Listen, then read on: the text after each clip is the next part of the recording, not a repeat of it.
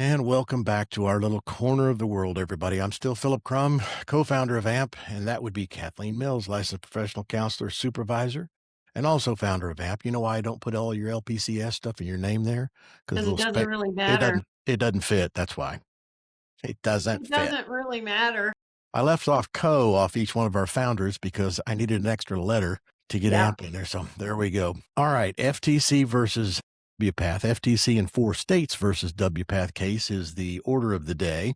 We talked about the case last week itself, but just for the benefit of anybody listening that hadn't heard that one yet, why don't you give us a little run up, just a quick recap of what the FTC and I'm going to call it FTC4 versus WPATH case is all about. Largely, the gender affirming care scenario, it has had so many ramifications of mutilated humans that the Federal Trade Commission had to step in and do their own self-discovery to determine that that's what's happening.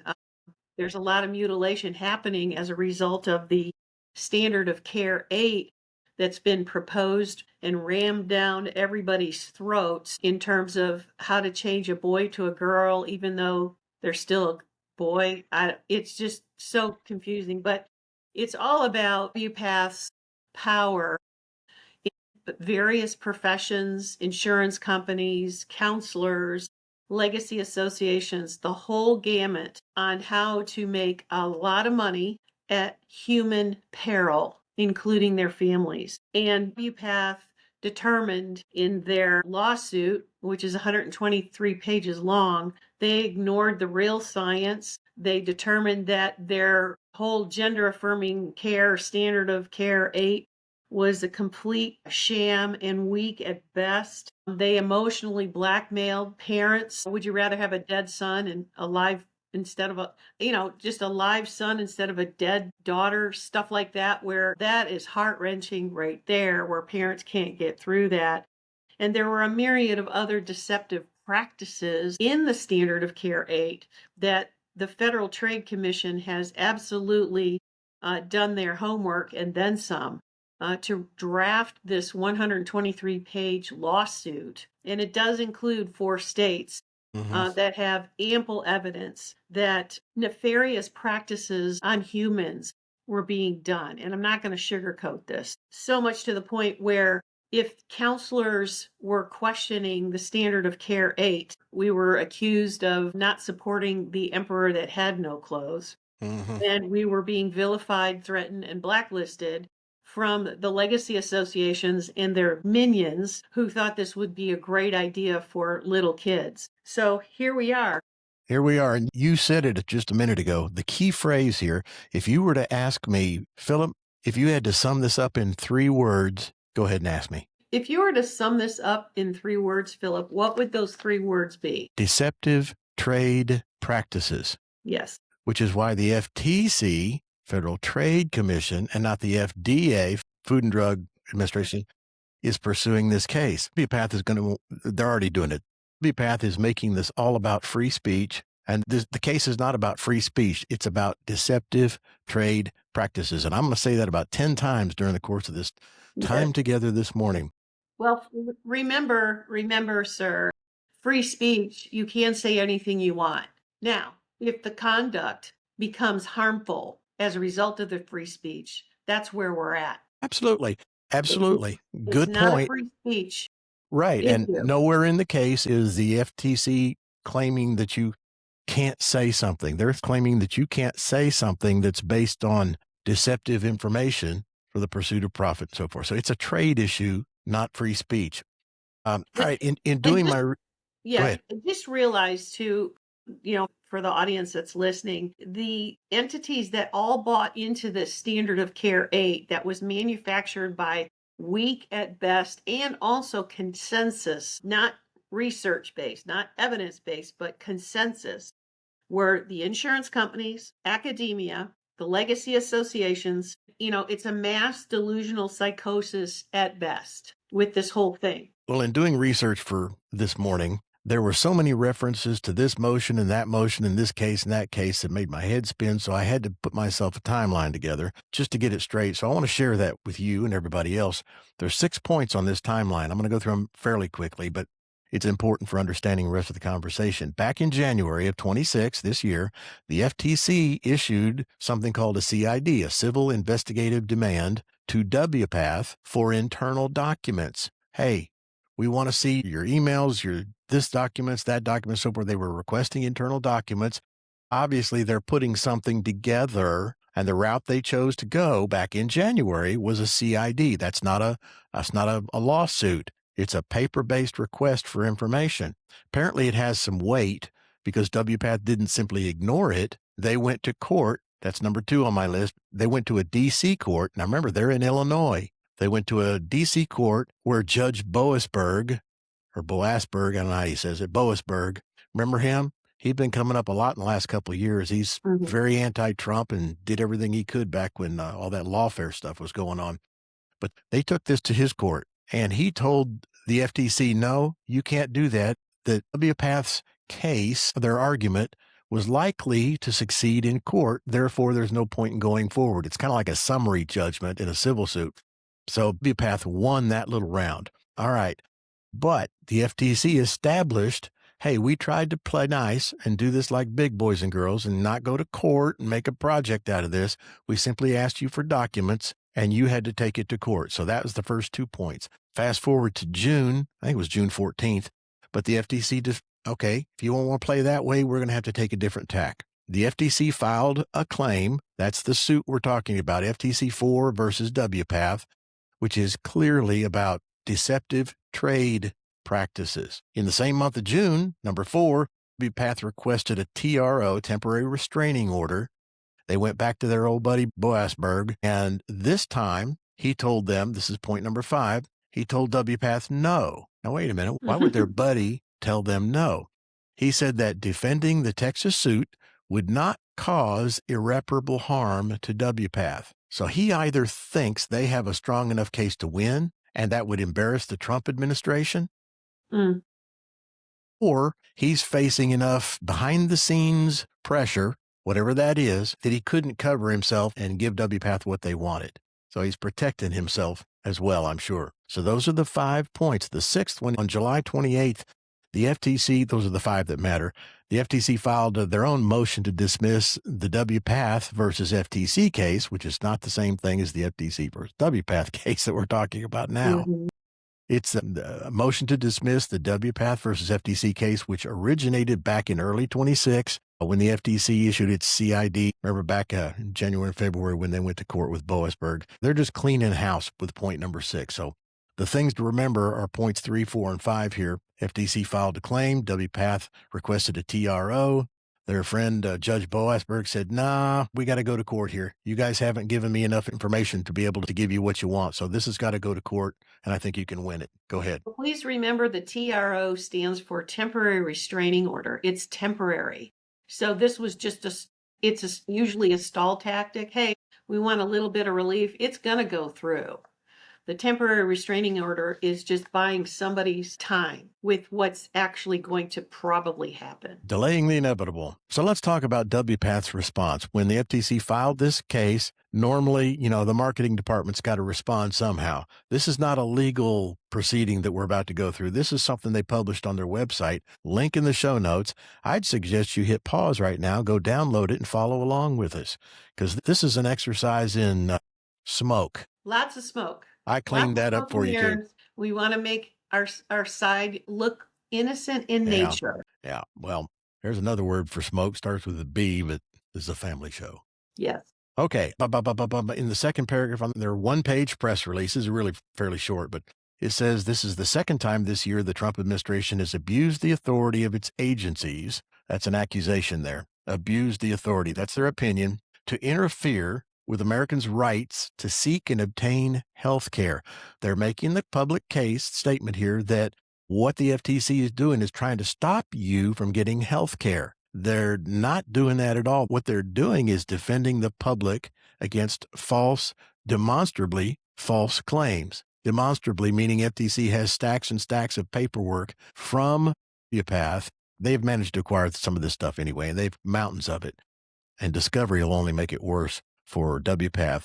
The FTC is not trying to stop healthcare. They're trying to stop the deceptive practice of fraudulent healthcare based on bad science. Well, they're trying to persuade you that their standard of care, which does involve puberty blockers, hormones, the whole replacement, and also the amputations that occur, is somehow related to health care for little people.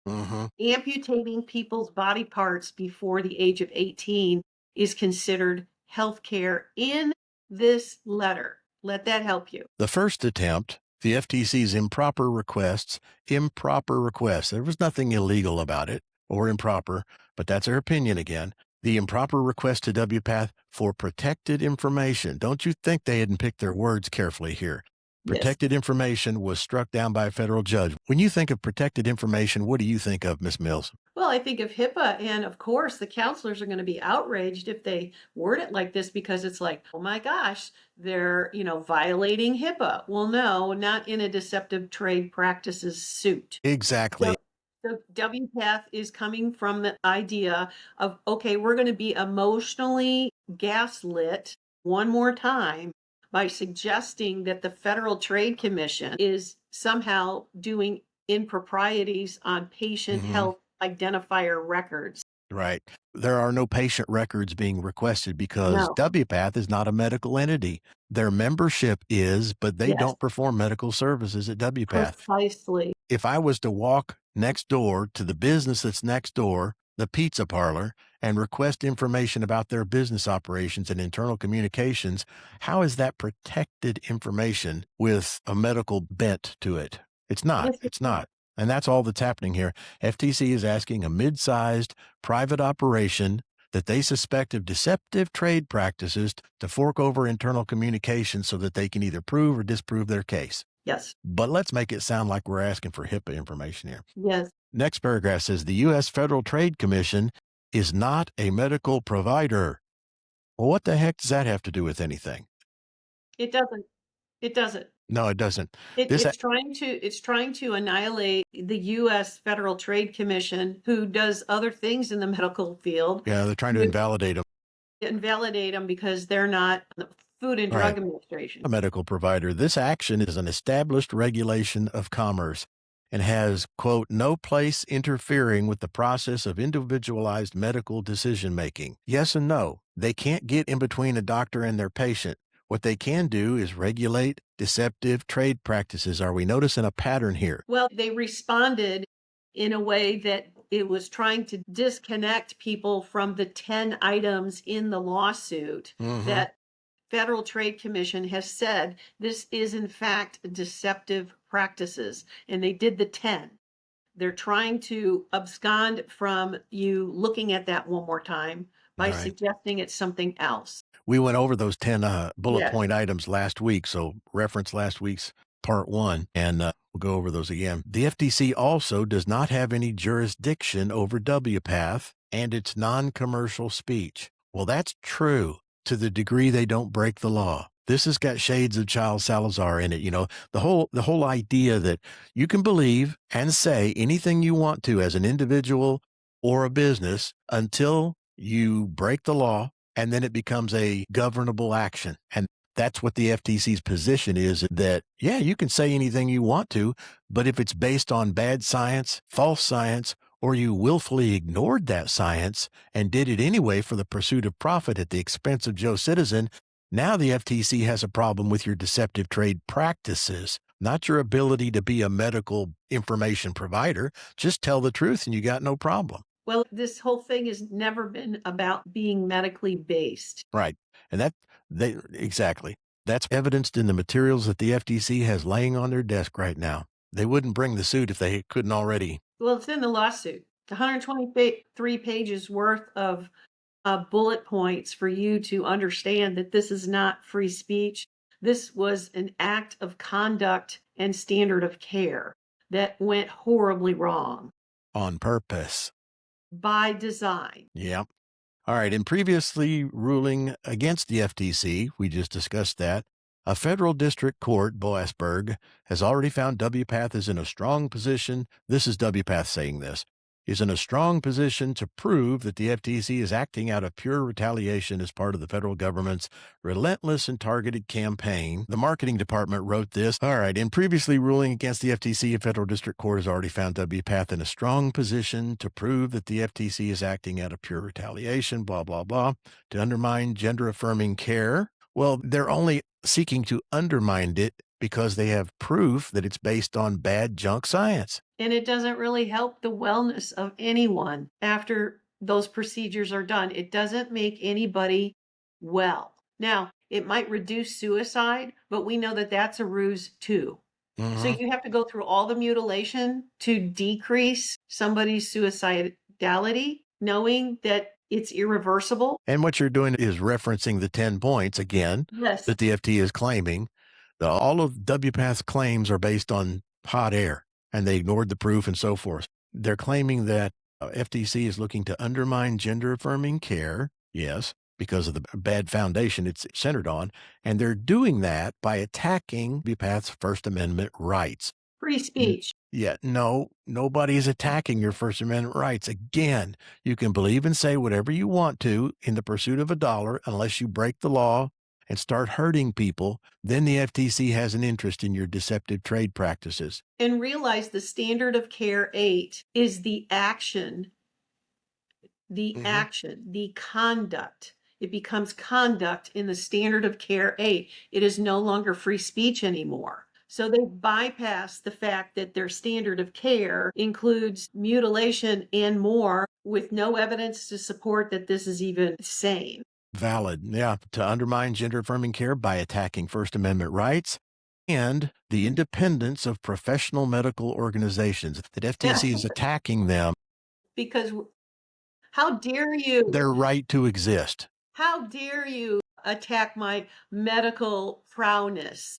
On this point, the independence, that they're attacking the independence of professional medical organizations or an organization, that's not what they're doing.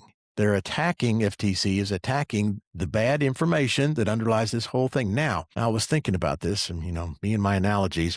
When the FTC is attacking a tree and there's one apple on that tree that's bad, they're going to attack the apple because it's not a systemic problem. It's just that that particular product you're offering or a statement you made is not good. You need to stop, cease and desist, and continue on your life as a tree. We're not challenging your right to exist. What happens is when the problem the FTC is pursuing, is a systemic problem that supports the existence of the tree, that supports the existence of WPATH. WPATH is founded on SOC 8. That's the root system. Well, if FTC is attacking the root system and FTC wins, the root system has to go away. So this is an existential problem for WPATH. They recognize that. So they're saying that the FTC is being mean to us and attacking the independence of professional medical organizations. No, you can be as independent as you want to. You just can't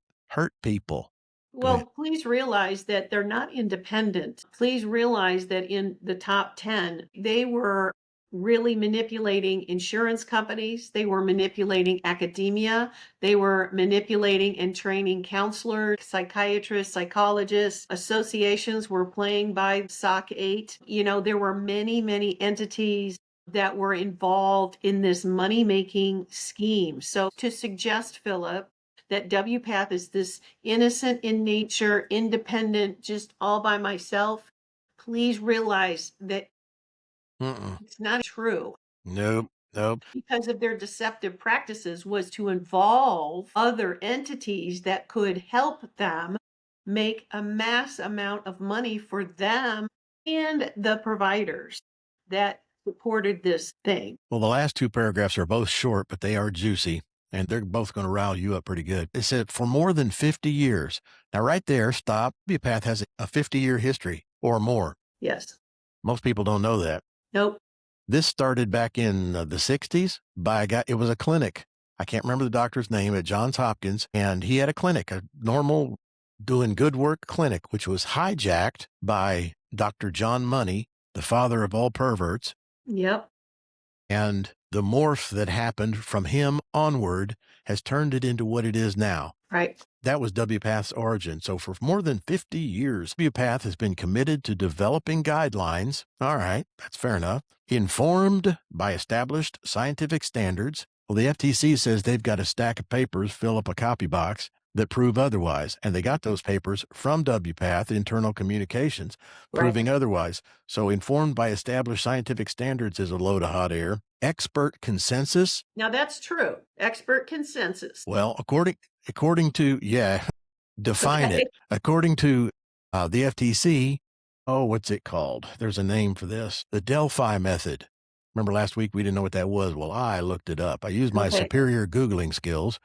The Delphi method is a structured process for gathering and refining expert consensus. FTC has paperwork and emails that says, you know what, let's skip that. It doesn't follow our narrative, so we're going to ignore that. They ignored the Delphi process to assemble their experts by consensus. And there we go. Informed by scientific standards, expert consensus, and patient-centered values. Come back to that in a moment. WPATH supports individualized patient care. Well, who doesn't? Not a one-size-fits-all approach implying something. Well, we know that's not true. Yeah, That's not true. It is a one-size-fits-all protocol. Well, you take the hormones, yes, get set up, and then the amputations begin. WPATH is practicing that, but in this statement, what they're saying, they're accusing the FTC of promoting some kind of a one-size-fits-all approach. Well, I think it's meaning that everybody, if you're born with a penis, you got to be a male, and if you're born with something else, then you've got to be a female. One size fits all. That's probably what they mean there. Forget about biology. Their patient-centered values, mentioned that a moment ago. Last paragraph. Transgender and gender-diverse patients deserve the highest level of care from their medical professionals. Now, I happen to agree with that. I think what they deserve is a proper analysis by a mental health expert, figure out what's behind this problems that they're having before you go to the surgery. Right. And part of the highest level of care, at least in my mind, Philip, is informed consent, talking about both sides of treatment. And we know that that's not happening. You stole my thunder. The rest of the sentence is the standards of care are, this is the WPATH standards of care are designed to promote this. That's patient-centered values. That's their idea of patient-centered values. We want healthcare to be centered around the patient as long as it follows our standard of care. Yeah, our narrative. Which is based on junk. They don't do informed consent. It's just their narrative. Right. That's not right. Informed consent. No, it's not. That was my comment here on this last sentence. The standards of care designed to promote this patient-centered values through an open dialogue and clear communication, which is the definition of informed consent, which is not happening, and the FTC can prove it. An 8th grader could prove it. Right. And one of the deceptive practices, remember, is all the hormone replacement and the puberty blockers. Remember their deceptive statement that says they are reversible. Well, they're not. Well, they're not. That's deception in my mind. All right, let's talk about the probable path and timeline. Yeah, now what? Yeah, now what? To actually seeing this taken up in a court of law. You have, unfortunately, some personal experience with civil lawsuits and whatnot. So this stuff is going to sound familiar to you, unfortunately. And by the way, none of this has occurred yet that we're about to discuss. The 7 points in this timeline, none of them have occurred yet. Everything that has occurred is all just pre-trial, pre-everything motions back and forth. There's a whole lot of lawyers going back and forth swapping paper. If I could interject here. Please do. Why are we spending so much time on this, counselor? Because this impacts right at the heart of our profession. We have been sold a bill of goods, and this is in our house now. This is in our counseling field now. It's in your session rooms. In session rooms. And we already know that there is a huge division, polarized actually, of counselors in the United States about this very thing that has got to be unraveled, unfortunately, in the courts, and it's going to take a minute. It's going to take a while, and you need to learn if our profession is under attack, this is the protocol in the courts to help push the needle back to some sort of nobility, and also red pilling those who have been hypnotized by this whole thing. Yeah. On that very point, in my private moments when I'm thinking about things, and I spend a lot of time on X and online reading stuff, there's a lot of people, not everybody, but there's enough to make it annoying as hell, that say, I don't see anything happening. Right. Now, to our credit, I don't hear that a lot from counselors. Don't know why that is, so we won't conjecture on that, but I don't hear it from them. But the public at large, they expected, oh, let's vote for Trump. And then by the end of January, the world will be back to normal and I can go back to my myopic little focus on my world. It's not going to work like that. As you mentioned, it's taken us 50, 70, 100 years to get to where we are. This is going to take a minute. It's going to take a generation, 20 years for this to clean up. And that's not even saying that we'll be able to fix all the damage. There are people there. It's like the thalidomide thing over in Britain back in the 50s. Remember that? The Yes. thalidomide drug gave it to all these women. You make these babies with no arms or little Yeah. stumps and whatnot. Well, you can't fix that. I mean, you can give them an artificial arm, but you can't fix. You can't go. There's damage being done right now that can't be fixed. All we can do is stop the bleeding and then take care of the patients. Which is why there are 4 states involved with the Federal Trade Commission, because they have the evidence in their states about their citizens that have been horribly damaged by this whole ruse. They have the ability to bring punitive damages to Yes. the table, severe punitive damages, and hopefully some of the people that were harmed will benefit by that. So, okay, 7 steps to what's going to happen between now and trial date. And the first one on the list is the first thing that has to happen is either an answer or motion to dismiss. Right. This is That's a when, normal thing. yes, it's a normal thing. If somebody files a lawsuit against you, you and your lawyer look at it and say, I don't think so, and here's why. And you file a motion to dismiss. And if it's solid enough, it's possible that the case gets thrown out, Yeah, you this is know? gonna be very hard for WPATH to win on this, because Right. there's so much evidence, not to mention the Cass report and all the other reports in other countries, including ours, that have mounted incredible amounts of evidence. So they'll go through it because it's the cheapest way. If I can get this case dismissed, then I'm still intact. My finances are okay. I could still move around the planet and do my thing. And this motion to dismiss is expected to occur sometime in September, October, fourth quarter of this year, 2026. The second thing that will happen is there will either be a ruling or a motion to dismiss, an MTD. In between 1 and 2, or as part of number 1, this whole process will be heavily briefed, is the term. Judge O'Connor is the judge that was assigned in the Texas district, the Northern District in Texas, the court where this is all going to happen if it gets that far. Judge O'Connor is assigned to the case. He's relatively fast. He likes fast trials, but this will be heavily briefed. That means by the time the motion to dismiss is filed, these attorneys are going to go back and forth with their papers and their arguments and whatnot. And before a motion to dismiss or a ruling ever happens, why would you dismiss something like it? Well, it kind of like if somebody had accused me of murder, Yeah, filed a suit against me, for murder, and my attorney could prove I was in prison when the murder happened. Well, this isn't going any farther. The right, judge is going to right. rule on this and dismiss it. So that's 1 and 2. File a motion to dismiss, going back and forth papers, and then rule on this thing. The third step is a scheduling order or discovery options. This stage occurs once pleadings are set, probably sometime in the spring of 2027.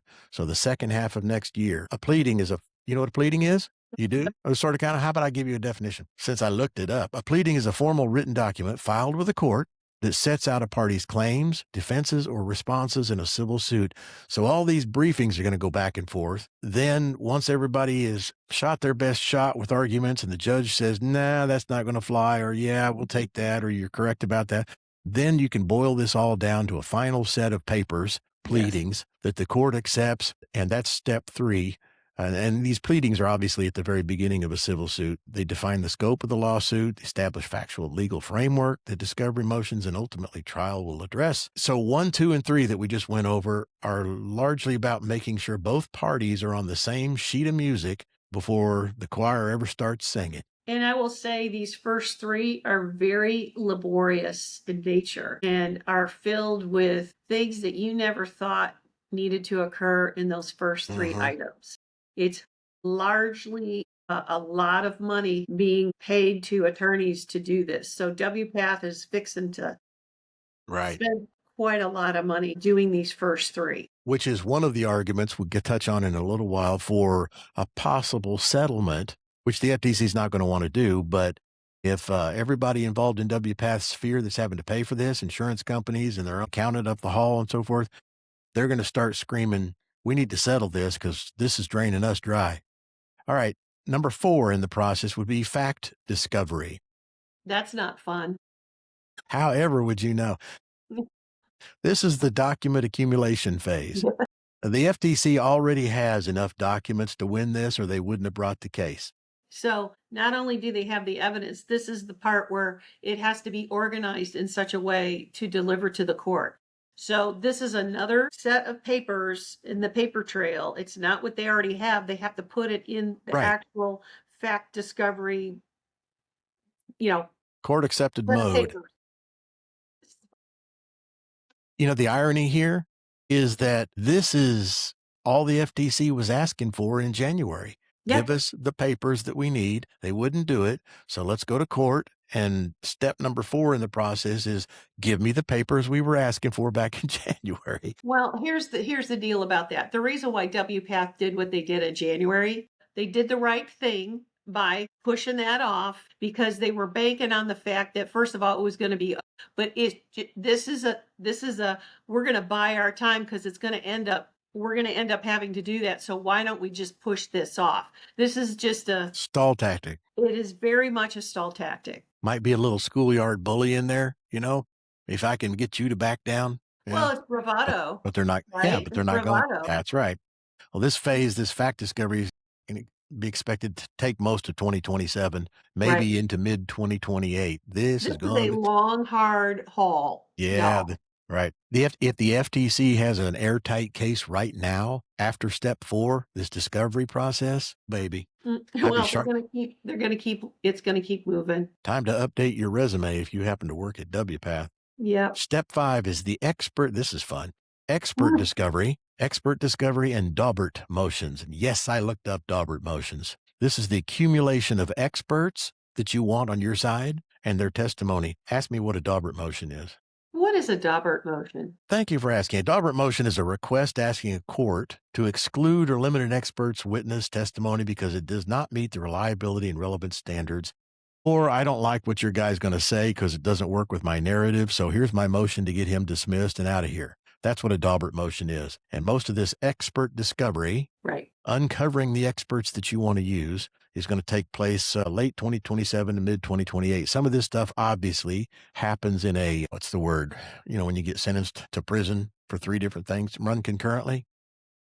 Some of these things are going to run concurrently and happen at the same time. Now, these 2 steps, 4 and 5, that we just went over are about building your game plan, drafting your team before the big game. And both sides see it. Yep. Step number 6 is something called a summary judgment. This answers the question, is this law so clear and the evidence so overwhelming? Does this case really need to go to court? Or can we just have the judge call this one on its obvious merits? And if it is that blatantly obvious from a legal and evidentiary standpoint, why do we need to bother 12 jurors or pay for an expensive trial? So that's what a summary judgment is. There's no genuine dispute about any material fact.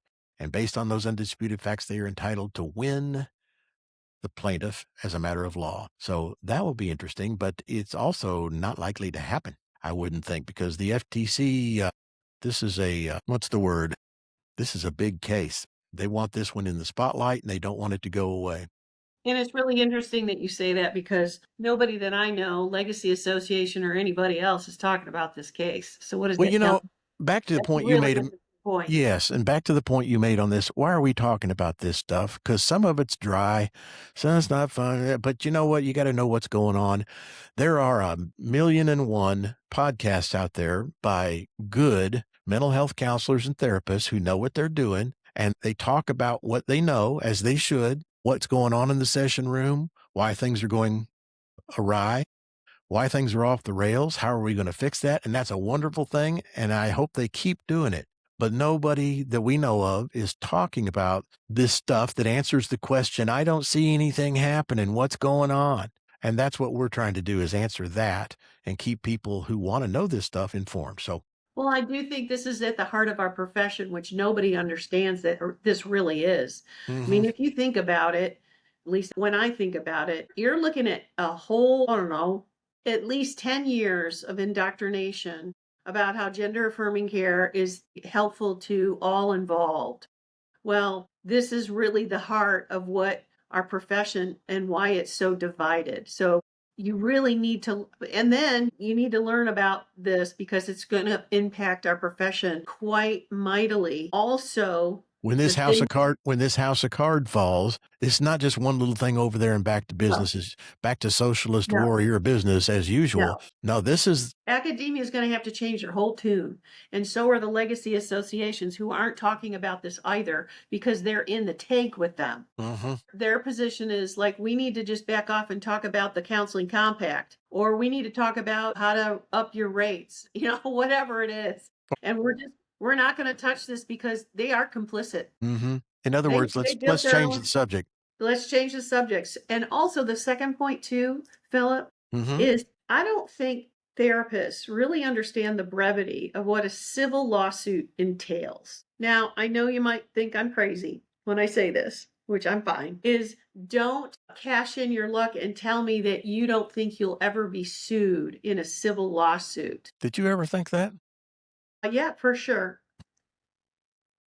All So right. you need to know the process of what a civil lawsuit is all about and how it goes and how long it goes for. You just need to know it because it'll help your clients too, because they're coming in with their own civil lawsuits. It could happen to you.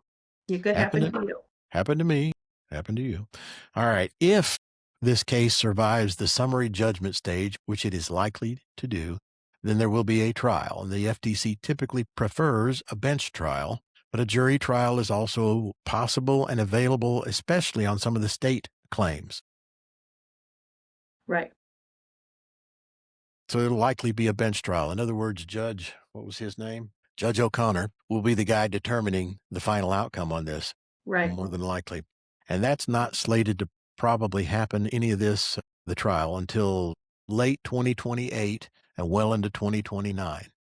So So this is going to go on for quite some time, counselor, and you've been vindicated right now. You may speak up and talk about this now. The cat is out of the bag. kind of like the kingdom is here now, but not yet. Uh-huh.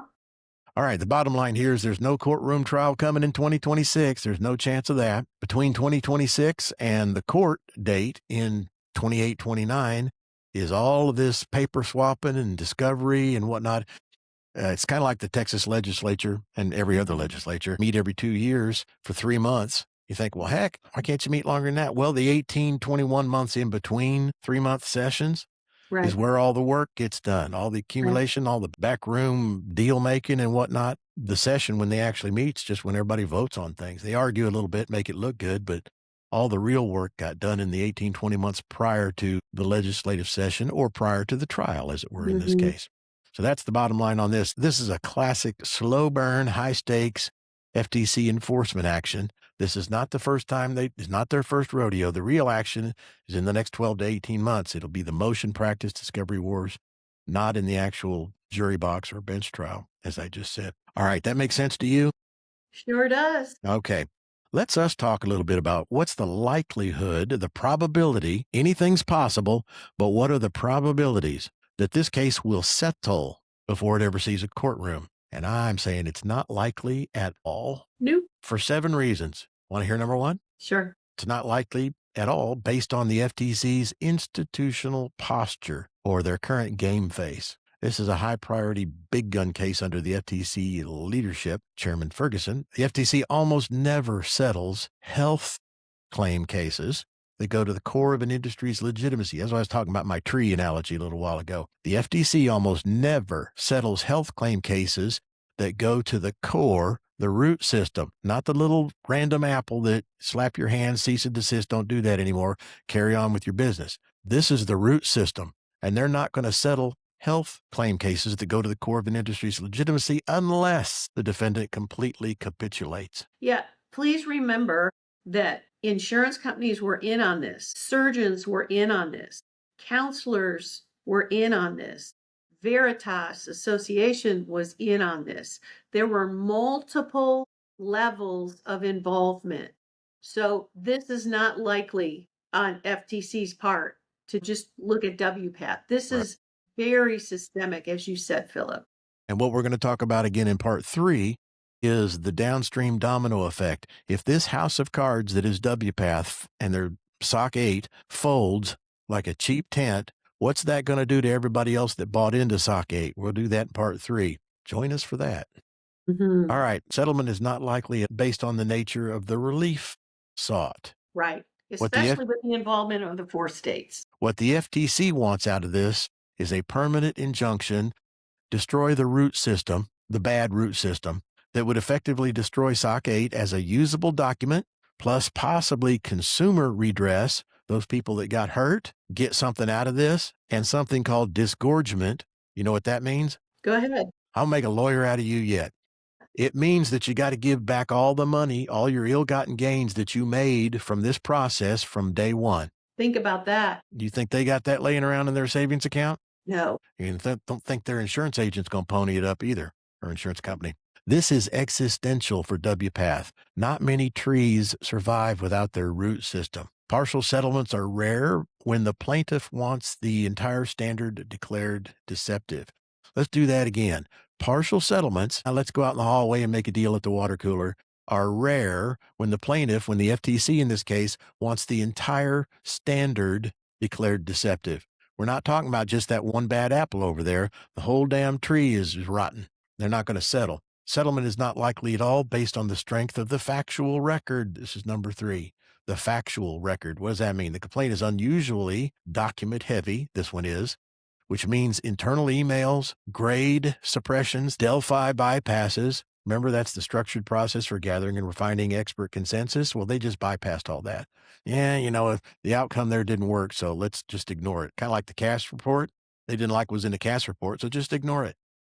Yes, and the legacy associations also did that as well. And Yeah. also told their counselors, don't worry about it. Documents also include leaked files. Remember the WPATH files? European reviews, CAS report, clinician declarations. Not everybody bought into this, and a lot of good medical people are speaking up. And RFI, or request for information responses. FTC's got lots of stuff. It's And damning. the discovery process is only going to make the case stronger for the FTC. All right. This is not likely at all to settle based on political, ideological stakes. In other words, the public theater for this is too big to hide. You can only rest your laurels so much on political ideology, but when you look at the actual facts of the damage that was done to children and humans, and will never be well. WPATH has framed the entire matter as a First Amendment medical autonomy fight. The FTC says this is all about deceptive trade practices. Don't look over here, look over here. Well, again, it goes back to Childs v. Salazar, which I think is doing its job, actually, in this case. You can do free speech all you want, but if you have a standard of care that suggests a certain type of conduct that is mutilating humans, that's not free speech anymore. Settling this thing would be seen by both the WPATH base, their membership, as surrender. The 4 state attorney generals, including Paxton, have zero incentive to water this down. No. If you've got this thing won, why would you let them off the hook? Right. Yeah. There are a lot of people who would be very much offended if they didn't go all the way. This is emotional, intellectually dishonest, and there's a lot of people who want total vindication redemption on this level of legal protocol. Settlement is not likely at all based on WPATH's current litigation posture. They want a fight, or as I mentioned earlier, the schoolyard bully is hoping that he can get the FTC to back down. I can't believe they'd believe that, but they can hope all they want. This is to help all the levels of people that they've deceived. They're going to be bravado. They're going to say what they're going to say to help their camps of people who have bought into this nightmare. They have to position themselves this way. They have to. Just like the professional organizations they're doubling down on their positions instead of going, maybe we were off base and let's get back. No, they're not doing that. They can't do it. This case is not likely at all to settle based on the venue, the physical location of the trial. It's in Texas. We have history. And the Northern District of Texas is plaintiff friendly for this constellation of parties. There's no more cherry picking your judges. Nope. Why didn't they just find a federal judge in the Illinois? Well, eh, in the lawsuit, I think I read this, but I We know could why. be wrong. They had to file it in Texas because that's where the original papers of the corporation began. Well, it was possible to file it in Texas because the original Texas papers existed. The reason it was filed in Texas is because the Texas corporation is listed first in the suit. Correct. So there we That's go. where it was first. Somebody messed up. They didn't think of changing Uh-huh. it. Let's see. So no more judge shopping. We're not likely to settle this case based on historical this is the last one, based on historical FTC practice in analogous or similar cases. In major health deception cases, the FTC prefers litigated injunctions or very harsh consent orders that include bans on specific claims, and they also want monitoring. Mm. In other words, for the third time, this is an enormous case on a hill, spotlights on it. The whole world's interested. They're not going to take this in the back room and settle. No. There would be pitchforks and Yep. flames. No, we're Yep. not going to do that. So soft settlements are uncommon when children and irreversible harm are involved. When the crime is heinous, the FTC wants a public spanking that sends a message to everyone that this specific type of claim and activity will not be tolerated or appeased. I do think that this is a very smart move because it is going to be very hard for, I don't know, just picking somebody, Mhm. WPATH or the counselors who still want to think that this is all that in a bag of chips. They will no longer be able to stand on the idea that, oh, it was the Supreme Court, and so therefore it doesn't matter. No, this is legal on all fronts. Yeah. The civil lawsuit has teeth. It's going to be very, very difficult to refute. We were going to take a stab at some of the factors that settlement likely, but we've actually largely touched on most of those. The only thing that I might drive home is if for some reason the court determines that, yes, there is a First Amendment issue here, that would be most harmful to the case and might result in some kind of a settlement, but it's not likely to happen. So again, since we've touched on most of those, we'll skip that. What we're going to do next time in part 3, and not likely to be the final podcast discussion that we have on this subject, since it's going to go on for the next 2 or 3 years. But in part 3, we're going to talk about what if the FTC wins this case? Mm. What does that mean for WPATH? Will they even be around? And then when the domino falls, what happens downstream to the counselors, the surgeons, the endocrinologists, the physical therapists, the professional associations? Who am I leaving out? What happens to all of those organizations Well, when they're going to have to come to Jesus. they've It's based going to be their a reckoning day. yes, And that will be very telling that if you do belong to these legacy associations that have hoodwinked you, that's yeah, something for each member to right. decide. Think about that.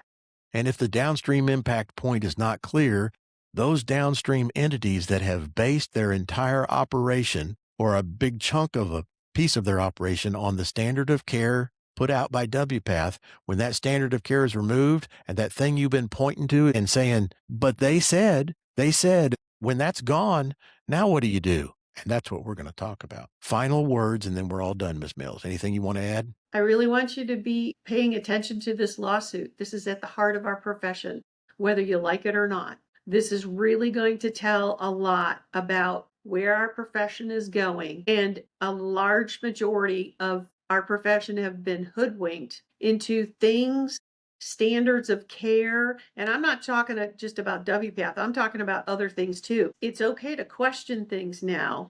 This might be helpful for you.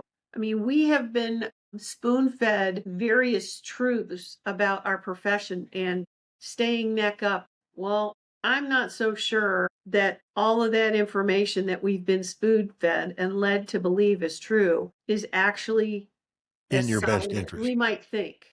No. So, Not as solid or in your best interest. It's time to speak up. And you can do that, by the way, if you happen to be in Texas, you can do that with us on a quarterly basis. Something we call the Austin BBQ Club. We travel to Austin once a quarter, yeah. sometimes a little more often. Mhm. And we speak up and we say our part because we want to be heard. And it has produced some results, and yay team, and you can do the same thing. You can do it with us. You can do it by yourself. Link in the show notes to the Austin BBQ Club. Having said that, we will not be participating this October because we will be busy staging our 4th annual AMP conference, and we'd like to invite you to participate and join us. It'll be a lot of fun. We do things differently. You'll be very well fed on all fronts and get information that is new to our profession for you to go home and think about. And yes, there will be barbecue at that event as well. So That's right. why not? Why not? Give it. Yeah, we look forward to meeting you there. And we appreciate you very much taking another hour out of your busy week to be with us. And I need you to be good.